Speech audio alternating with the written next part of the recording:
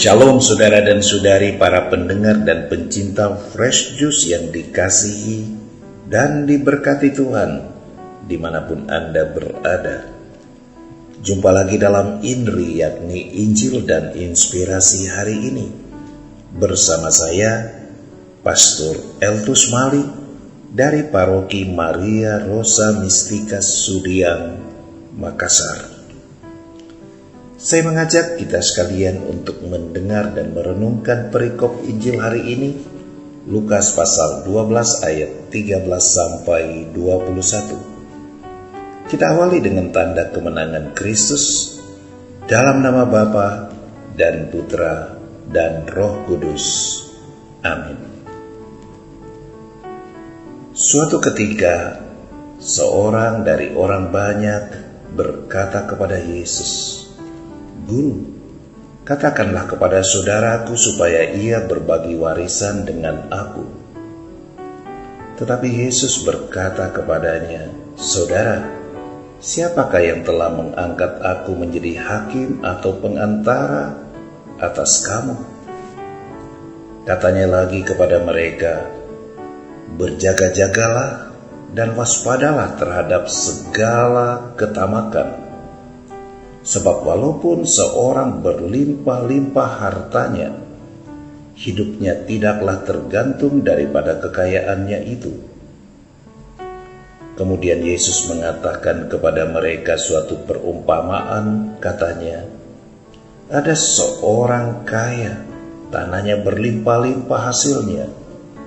Ia bertanya dalam hatinya, 'Apakah yang harus aku perbuat?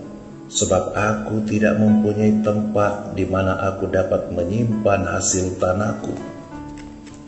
Lalu katanya, 'Inilah yang akan aku perbuat. Aku akan merombak lumbung-lumbungku dan akan mendirikan yang lebih besar. Dan aku akan menyimpan di dalamnya segala gandum dan barang-barangku. Sesudah itu aku akan berkata kepada jiwaku, jiwaku, ada padamu banyak barang, tertimbun untuk bertahun-tahun lamanya. Beristirahatlah, makanlah, minumlah, dan bersenang-senanglah.'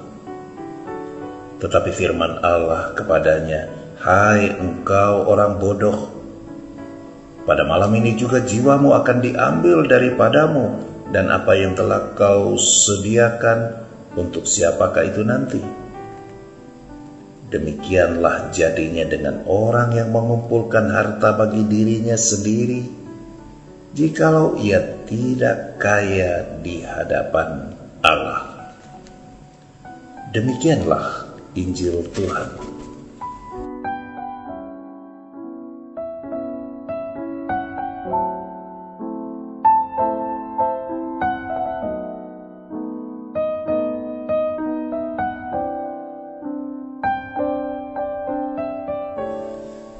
Saudara dan saudari yang dikasihi Tuhan, saya mengawali permenungan kita dengan mengutip kata-kata Yesus berikut ini.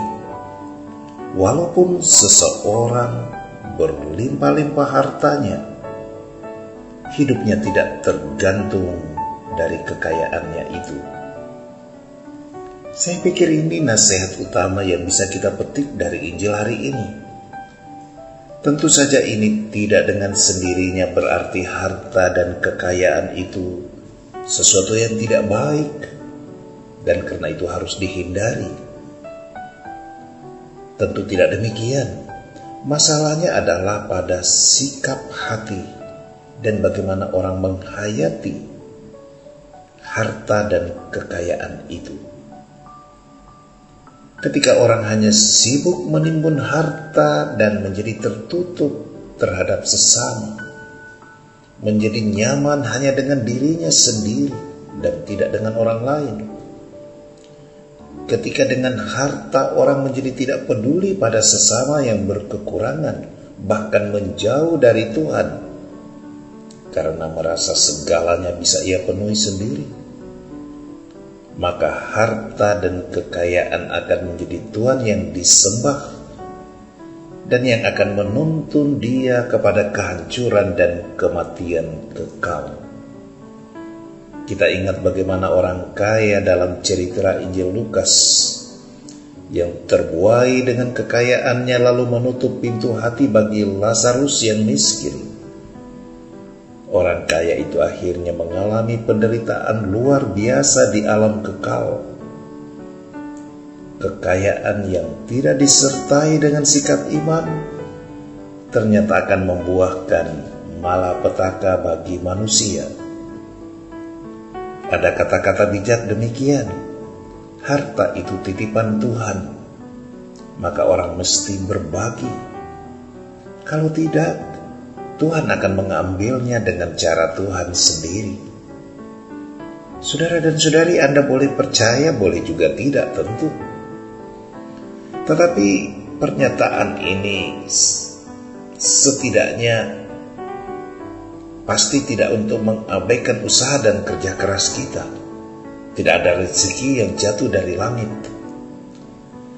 Namun kalimat tersebut atau ungkapan ini setidaknya mengingatkan kita akan nilai rohani dan nilai sosial dari harta kekayaan itu. Nilai rohani artinya seorang beriman percaya bahwa apa yang dimilikinya sesungguhnya adalah berkat atau anugerah dari Tuhan melalui usaha dan kerja keras, melalui tetesan keringat bahkan air mata. Dan apa yang diperoleh itu bermanfaat juga untuk orang banyak, apalagi bagi yang berkesusahan. Kita ingat kisah seorang anak yang membawa 2 buah roti dan 5 ekor ikan. Ketika ini dipersembahkan ke tangan Tuhan, hasilnya dahsyat, luar biasa. Jumlahnya berlipat ganda sehingga bisa dinikmati oleh ribuan orang. Malahan masih ada sisa. Kita juga ingat persembahan janda miskin di Sarfat. Ia memberi bahkan dari kekurangannya untuk melayani nabi utusan Tuhan. Dan apa yang terjadi pada hari-hari sesudahnya? Dikatakan minyak di dalam buli-buli tak berkurang. Tepung dalam tempayan pun tak pernah habis. Luar biasa. Ternyata Tuhan memberikan berkat besar bagi orang yang mau berbagi, bahkan dengan cara berkorban ataupun memberi dari kekurangan. Berkat Tuhan yang kita terima harus pula menjadi berkat bagi orang lain. Kalau hal ini kita imani, kita amini, maka mari kita membangun sebuah spirit of giving and sharing. Semangat untuk memberi dan berbagi. Apalagi kepada yang berkekurangan dan tertimpa kesulitan serta musibah. Juga dalam konteks masa sekarang ini, banyak orang yang berkesusahan karena pandemi COVID-19 yang tak kunjung berakhir. Banyak orang dirumahkan, banyak yang kehilangan pekerjaan, dan karena itu banyak yang menderita dan berkekurangan. Ini adalah sebuah situasi di mana kita diundang untuk lebih membangun lagi spirit of giving and sharing.